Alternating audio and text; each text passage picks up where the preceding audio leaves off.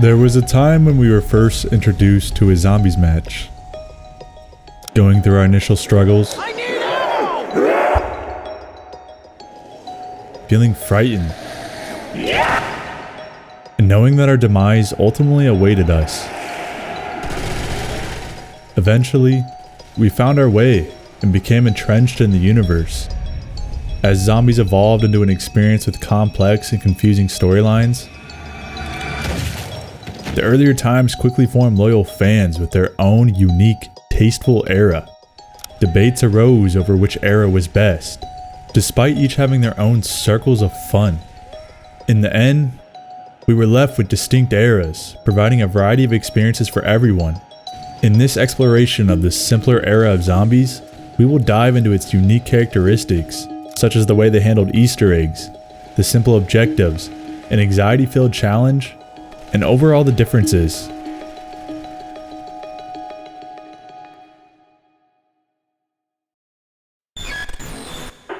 What?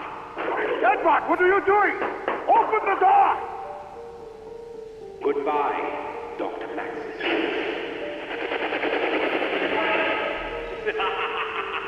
Embarking on a journey that opened more doors with each DLC release, we were likely not thinking about the future and what it would bring. Instead, we were engrossed in the current maps and the next potential one, surrounded by speculation and hype. Most players are familiar with how this whole experience started and how it almost never made it to the final product.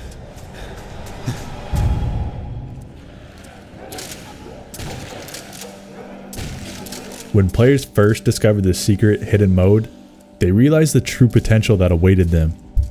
Purchasing the yearly release Call of Duty game, no one really expected more than what they were used to. Zombies was a surprise, and it had low expectations as it was considered extra. However, even in its bare-bones state, it managed to ignite a new spark in an already revolutionary franchise. Many of our minds are acquainted and aware of why this Zombies mode was special, but we may quickly forget that there were different experiences with each game. What I consider to be the simpler times lies mostly in the classic World at War and the turning it up a notch Black Ops 1. These were two games where many new features rapidly improved the experience, making each new map feel unique. Perhaps this station will hold the key to the real goals of Group 935. I still do not trust my unconventional allies, but they are of great use to me. But I digress. In our first encounters, everything was already a surprise, and we didn't need all the advanced elements we're treated to in later eras. There weren't nearly as many Easter eggs as there are today. Hey, let go my hand grenade! But there were still plenty of clues and scraps of information to spark something more outside the game. But I'm all out of hope. Auf Wiedersehen, my friend.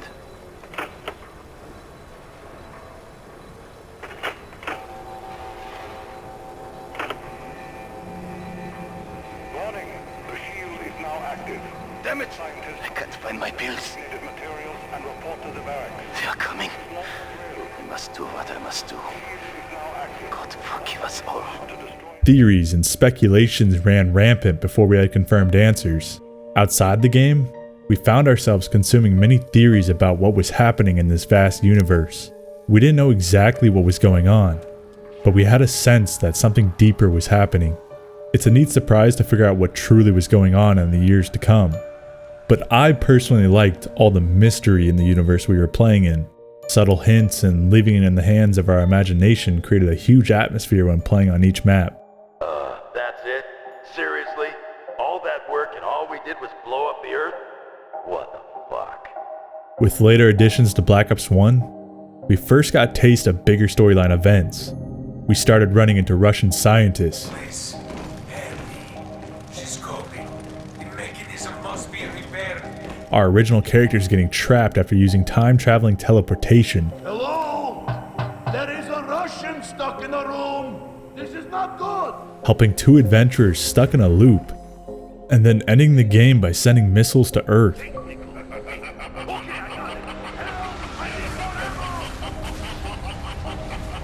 What makes this era of storyline quests different from those in a game such as Black Ops 3? For one, our universe is still very fresh in Black Ops 1, and events They don't get nearly as expansive as they do in future titles. It doesn't have alien-looking creatures, no multiple dimensions, no rewriting of history or much of that nature. Not at the time. And we weren't fed with many story-rich cutscenes either. Just the few bits we got from voice lines and the occasional loading cutscene. Our story was more focused and tight-knit. Any last words, Mr. President? Yes, Jack. Any superlative words of inspiration for our humble troops? Do not pray for easy lives, my friends. Pray to be stronger men. Major systems. None of the story will matter when you're just there to slay zombies. A strength of the simplicity is that everything is much more accessible. Your plans were simple. Get starting weapons. I prefer a stand-up fight, but this will suffice. Open doors. Hit the box a few times. Get Juggernog. Then upgrade,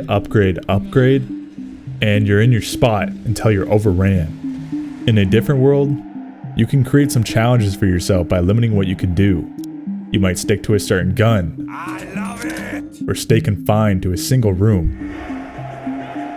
This was the time when the primary concern was the objective going into the map. There wasn't a need to Google anything to discover how to build items or weapons incorporated into the maps.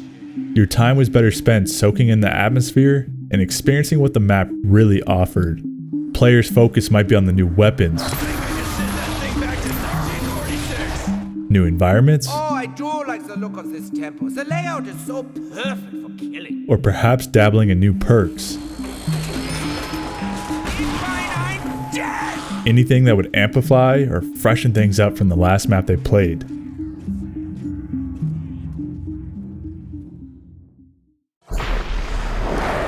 Years ago, I did research for a World War II movie.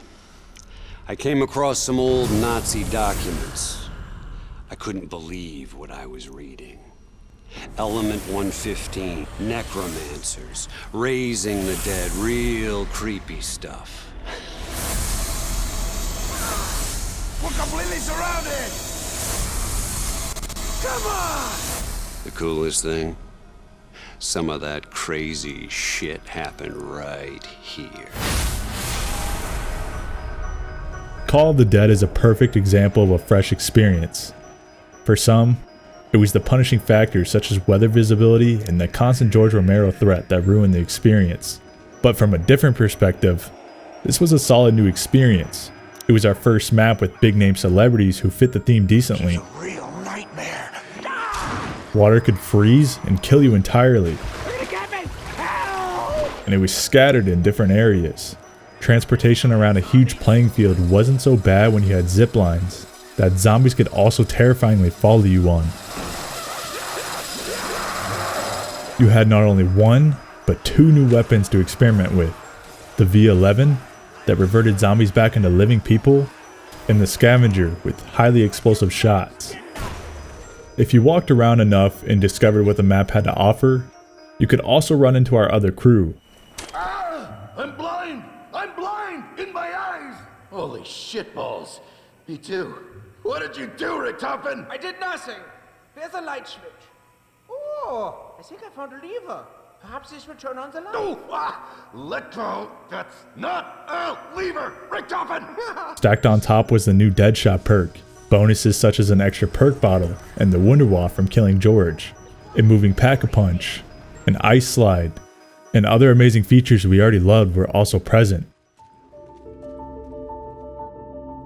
Spirits and demons walk this land, possessing the remains of fallen warriors. What you don't get in the simpler era is a cakewalk.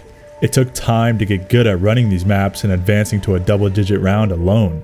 World at War through Black Ops 2 had a more clunky system, and the zombies felt like glue anytime they tried to lunge at you. You could only afford 2 hits before dying without Juggernaut. In contrast, Black Ops 3 offered a more polished experience where you could take 3 hits to begin with. However, the main villain for killing the difficulty was Gobblegums, which nullified the experience. They took away the anxiety of each map and provided great comfort.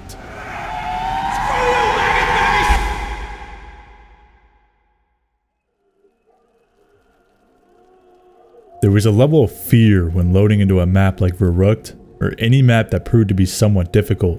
When playing alone, you didn't have the comforting presence of teammates. All you could hear was what the map had to offer. And your mind was focused on progression. The challenging situations you were put in as the zombies got faster, tankier, and threw more at you constantly ate away at your thoughts of reaching your end goal. You were more powerless, and your decisions had a meaningful impact. The early rounds could make you panic and lead to high amounts of anxiety. Your goal was to relieve that anxiety and gain control over the game. That fear, that anxiety in our playtimes, is easily missing in an experience like Black Ops 3, where you could just pop a gobblegum and feel much safer from the start. Even if you don't use them, there is always the comfort knowing that they are there for you to use at any given moment.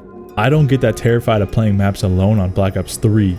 Compared to a game like World at War, or even the first 2 Black Ops games, there was a fear factor when booting up each individual map. Stop the madness, Edward. We were supposed to help the human condition, not destroy it. I suppose you can say what the biggest difference is between what I consider the simpler era and what we get later are this feeling of anxiety and critical decision making. I don't think it was a good idea sacrificing that fear factor. All the horrific environmental sounds were just bonuses to make me uneasy. It was really the non-stop horde and the sense of getting chased in situations where everything wasn't so easy that got me on the edge of my seat and shook me up a little bit. But you can't go without saying that the core wasn't simple. You really didn't have intrusive steps that required the internet to experience all the gameplay elements to their fullest. You didn't need to spend hours upon hours of your time to understand a small portion of the story. You could even say that you just like the feel of the maps better with their design and jumping from environment to environment. As I find and enjoy most of the Call of Duty Zombies experience, it was within this era that something special and unique was still sticking out and proving to be its own. A reason as to why you might simply enjoy this era for what it is, or what you may even call your favorite times. Rick Toppin, just because the lights ain't on doesn't mean I can't kick your ass. Now get your finger out of mine.